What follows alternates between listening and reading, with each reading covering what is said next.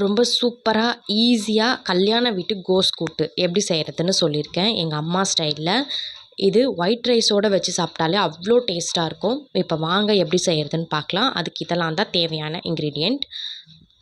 இப்போது ஒரு மிக்ஸி ஜாரில் ஒரு 3 பத்தை தேங்காய், 3 பச்சை மிளகாய், 1 டீஸ்பூன் சீரகம், இது மூணுத்தையும் நல்லா இந்த அளவுக்கு பேஸ்ட்டாக அரைச்சி எடுத்துக்குங்க. இப்போது 2லேருந்து 3 ஹவர் ஊற வச்ச 3/4 கப் சிறுபருப்பு, 1/4 கப் கடலைப்பருப்பு, அதை இந்த அளவு முழுகிற அளவுக்கு தண்ணி சேர்த்து மீடியம் ஃப்ளேமில் ஒரு 15 மினிட்ஸ் இந்த பதம் வர அளவுக்கு வேக வச்சு எடுத்து வச்சுக்குங்க. இப்போது ஒரு 1/2 கிலோ கோஸ் இந்த மாதிரி நான் தின்னாக ஸ்லைஸ் பண்ணி வச்சுருக்கேன். அது கூட ஒரு சின்ன சைஸ் வெங்காயம், ஒரு சின்ன சைஸ் தக்காளி, ஒரு 6 பல் பூண்டு சேர்த்து கொஞ்சமாக தண்ணி சேர்த்து ஒரு 20 நிமிஷம் மீடியம் ஃப்ளேமில் வேக வச்சு எடுத்துக்குங்க. நல்லா இந்த அளவுக்கு வேக விட்டுருக்கணும்.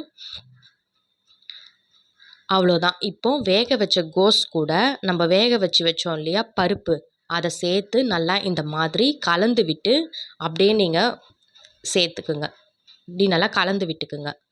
இப்போ அவ்வளோதான். ஒரு பாத்திரத்தில் ஒரு 5 டேபிள் ஸ்பூன் போல் எண்ணெய் சேர்த்து இதில் ஒரு 1/2 டீஸ்பூன் கடுகு உளுத்தம் பருப்பு, ஒரு காஞ்ச மிளகாய், ஒரு குச்சி கருவேப்பிலை இலை, 4 பல் பூண்டு தட்டி சேர்த்துக்குங்க.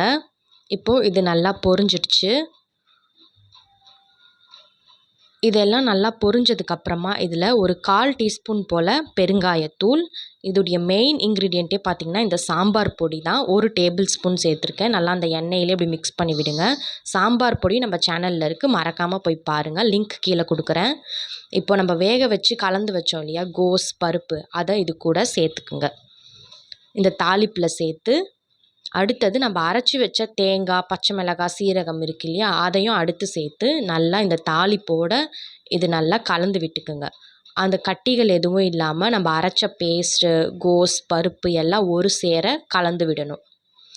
நல்லா இப்படி கலந்து விட்டாச்சு. இப்போ இதுக்கு தேவையான அளவு உப்பு, நான் 1 டேபிள் ஸ்பூன் உப்பு சேர்த்துருக்கேன்.